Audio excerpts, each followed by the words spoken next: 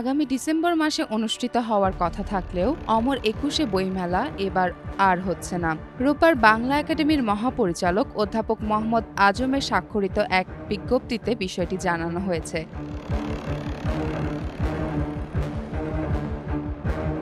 বিজ্ঞপ্তিতে বলা হয়, গত ২১ সেপ্টেম্বর স্বরাষ্ট্র মন্ত্রণালয়ের এক সিদ্ধান্ত অনুযায়ী অমর একুশে বইমেলা জাতীয় সংসদ নির্বাচন পরবর্তী সময়ে আয়োজনের নির্দেশনা দেয়া হয়েছিল।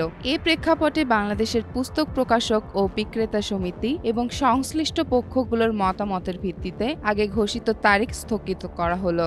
এর আগে ঘোষণা করা হয়েছিল ২০২৬ সালের অমর একুশে বইমেলা চলতি বছরের ১৭ ডিসেম্বর শুরু হয়ে ২০২৬ সালের ১৭ জানুয়ারি পর্যন্ত চলবে, কিন্তু নতুন সিদ্ধান্ত অনুযায়ী নির্ধারিত সময় আর থাকছে না।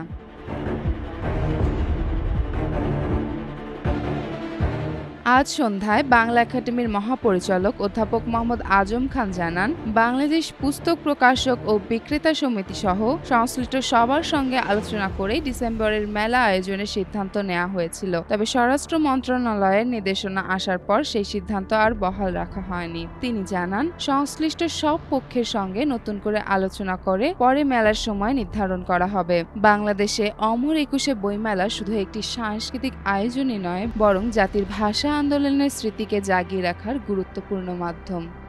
চেমন ফারিয়া, জনকণ্ঠ।